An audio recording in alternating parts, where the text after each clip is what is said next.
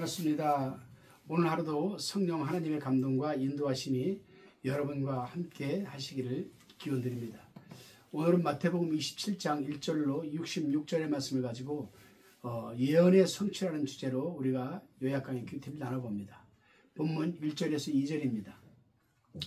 새벽에 모든 대제사장과 백성의 장로들이 예수를 죽이려고 함께 의논하고 결박하여 끌고 가서 총독 빌라도에게 넘겨주니라.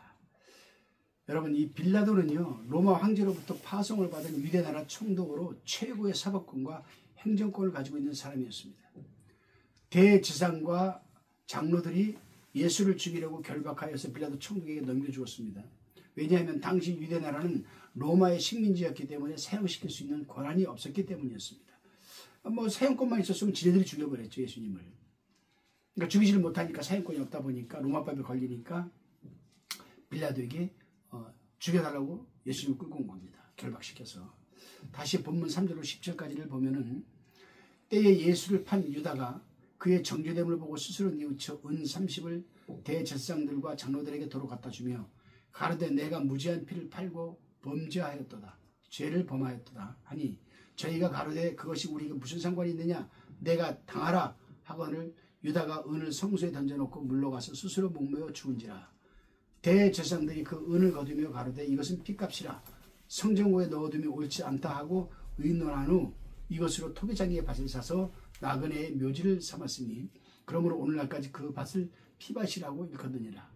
이에 선지자 에레미야로 하신 말씀이 이루었나니 일렀을 때 저희가 그 정가된 자 곧 이스라엘 자손 중에서 정가한 자의 가격 곧 은 30을 가지고 토기장의 밭값으로 주었으니 이는 주께서 내게 명하신 바와 같으니라 하였더라.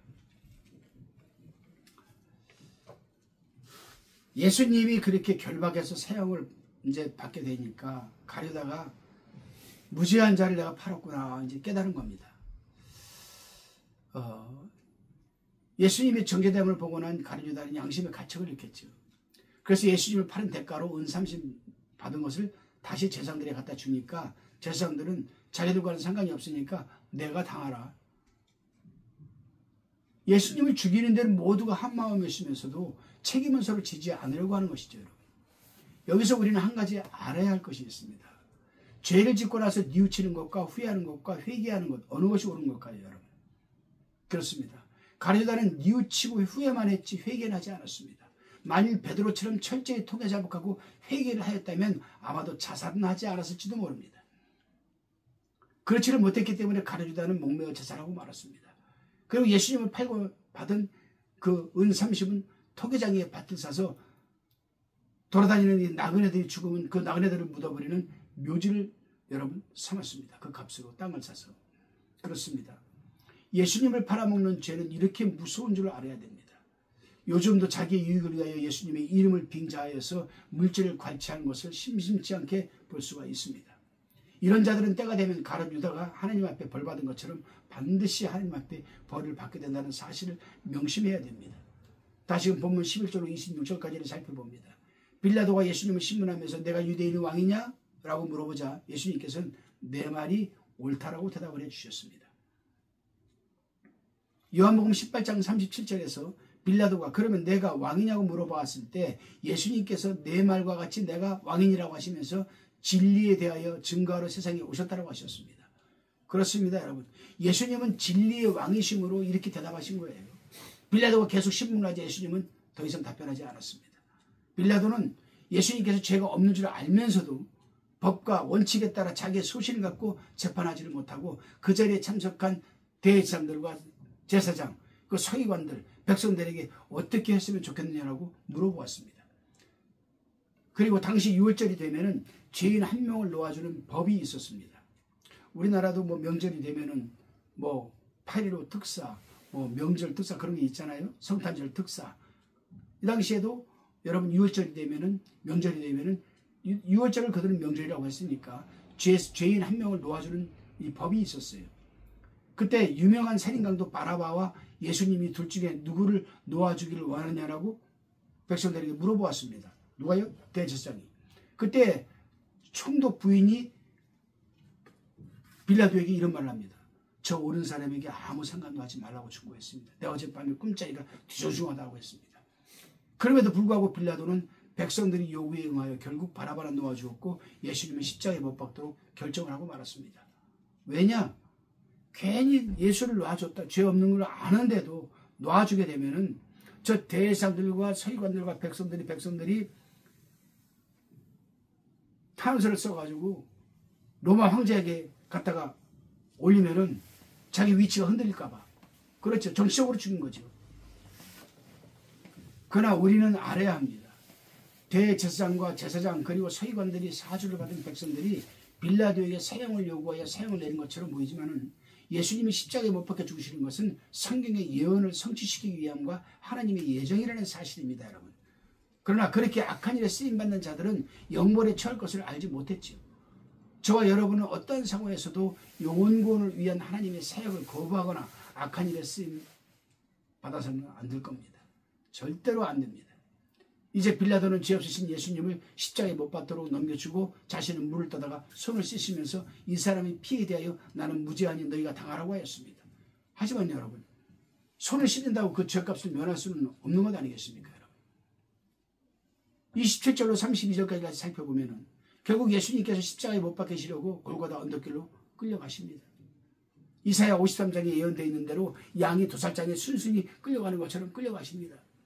그들은 예수님의 옷을 벗기고 홍포를 입히고 가시멜 요관을 엮어서 그 머리에 씌우고 갈대를 그 오른손에 들리고 그 앞에서 무릎을 꿇고 희롱하면서 유대인의 왕이여 평안할지어다라고 조롱을 하고 침뱉고 갈대를 빼앗아 예수님의 머리를 친 다음에 피가 흘러나오니까 홍포를 벗기고 도로 예수님의 옷을 입혀서 십자가 현장으로 골고다로 언덕길을 걸어가게 하십니다.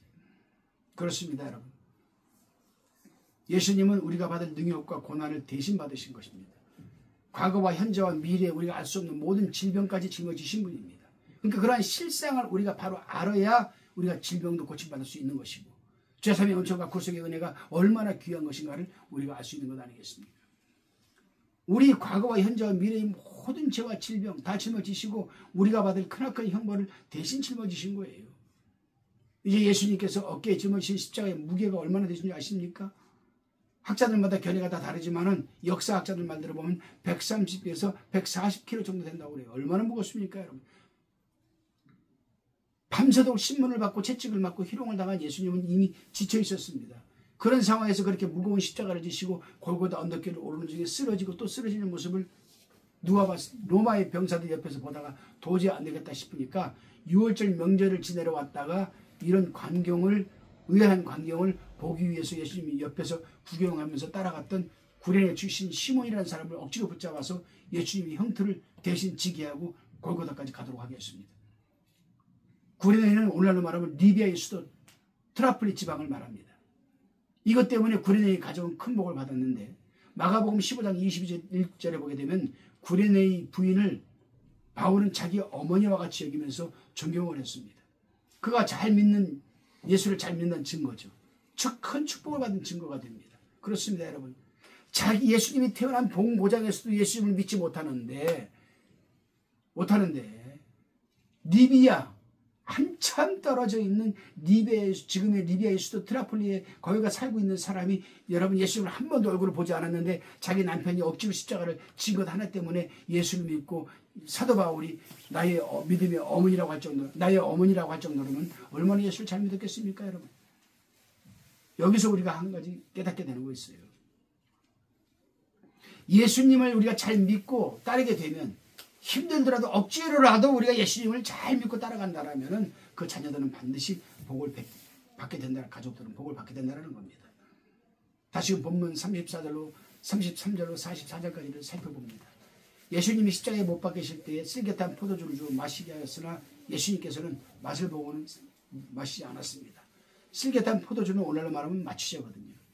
그것을 마시게 되면 십자가에서 고난당할 때 어느 정도 고통이 덜할 수 있기 때문입니다. 그러나 예수님은 우리의 대속하는 고난을 받으시는데 정신이 마취가 되어서 혼란한 가운데 정신이 없는 가운데에서 고통을 모르게 된다면 구속 제물로서의 가치가 없는 거죠. 우리 죄값을 받아야 할 고통과 고난을 예수님은 맑은 정신으로 온전히 우리가 받는 고통을 겪으시면서 슬개탄 포도주를 마시지 않은 겁니다. 이제 예수님이 못 박은 후에 로마의 군병들은 예수님의 옷을 제비뽑아 나누고 가지고 예수님의 머리에는 유대인 왕이라는 죄패를 붙여놨습니다. 여러분 그렇습니다. 예수님의 옷을 제비뽑아 나누어 가지는 것도 이미 시편 22편 18절에 예언이 되어 있습니다. 뿐만 아니라 시편 21편 1절로 끝절까지 보게 되면 예수님께서 십자가에서 당하신 내용들이 이미 다 거기 예언되어 있어요. 다윗이 하나님의 감동을 받아가지고 그 당시에 자기가 어려움에 처해 있던 환경을 토로하는 가운데에서 앞으로 훗날 예수님이 당하실 십자가의 고통을 여기에 다 바울은 감동을 받아서 예언을 했던 겁니다. 예수님은 그 예언을 하나하나 다 이루어 가셨던 거예요. 그러니까 다 하나님의 계획하심과 예정 속에 포함이 되어 있던 겁니다.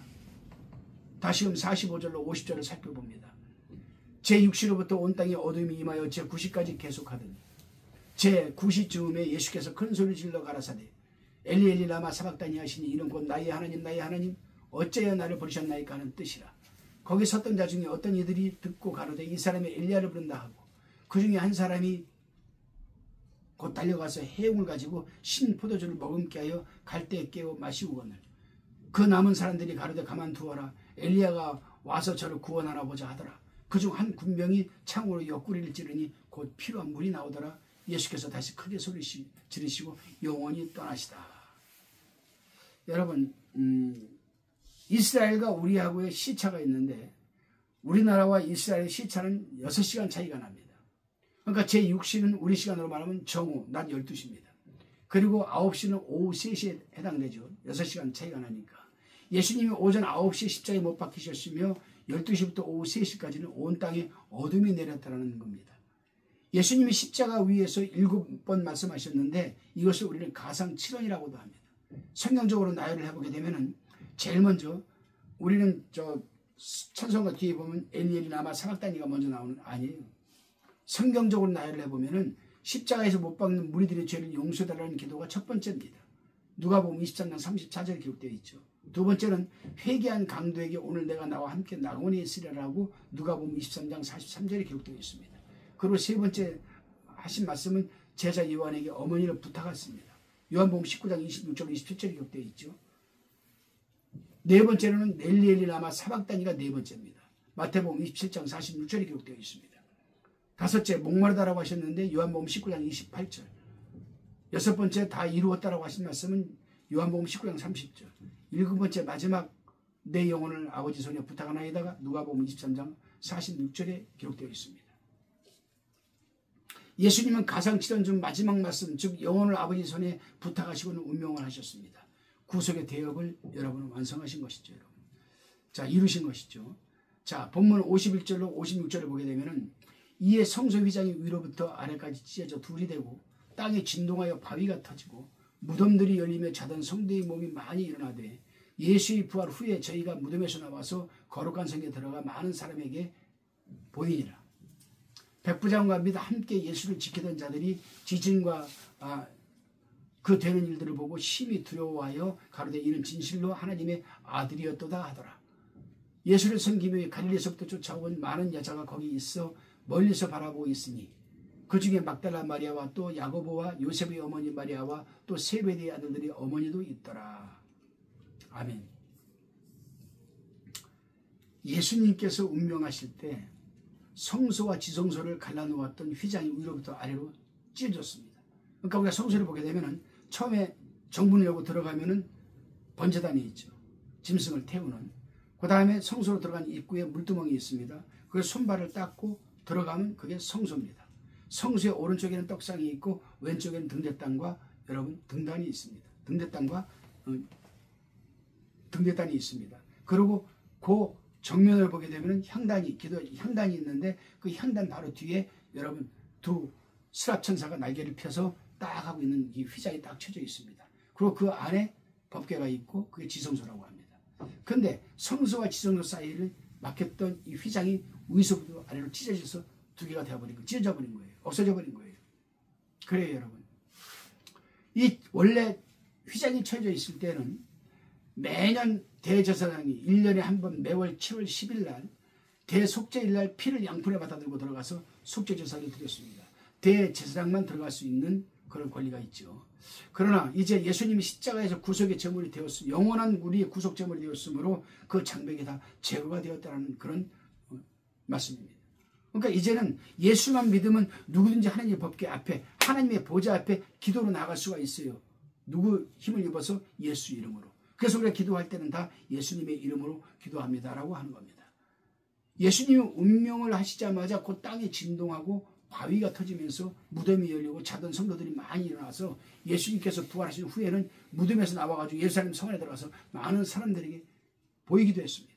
그렇습니다, 여러분. 이 사건은 모든 성도의 부활을 가능하게 한 사건이죠, 여러분. 이런 모습을 보았던 백부장과 로마의 백부장과 예수님을 지키고 있던 군사들이 심히 두려워하며 진실로 하나님의 아들이었다라고 고백을 합니다. 그리고 예수님의 십자가까지 따라갔던 사람들 중에 제자는 요한과 막달라 마리아와 제자는 요한밖에 없었죠. 그 다음에 막달라 마리아와 또 야고보와 요셉의 어머니 또 마리아와 세베대의 아들들의 어머니도 있었습니다. 여기서 막달라 마리아는 7귀신 밀렸다가 예수님으로부터 고침받았던 여인입니다. 다시 62절로 66절까지 살펴봅니다. 62절에 보니까 계속 읽겠습니다. 그 이튿날은 예비일 다음 날이라 대제사장들과 바리새인들이 함께 빌라도에게 모여 가로되 주여 저 유혹하던 자가 살아났을 때에 말하되 내가 사흘 후에 다시 살아나리라 한 것을 우리가 기억하노니 그러므로 분부하여 그 무덤을 사흘까지 굳게 지키게 하소서. 그의 제자들이 와서 시체를 도둑질하여 가고 백성들에게 말하되 그가 죽은 자 가운데에서 살아났다 하면 후의 유혹이 전보다 더 될까 하나이다. 빌라도가 가로되 너희에게 파수꾼이 있으니 가서 힘대로 굳게 하라 하거늘 저희가 파수꾼과 함께 가서 돌을 인봉하고 무덤을 굳게 하니라. 대제사장들과 바리새인들이 예수님의 말씀을 잘 기억하고 있었는가 봅니다. 그들은 예수님이 평소에 당신이 죽었다가 사흘 만에 다시 살아날 것을 말씀하신 것을 염두에 두고 불안하고 초조했는지 빌라도에게 가서 사흘까지 예수님의 무덤을 굳게 지켜달라고 부탁을 했습니다.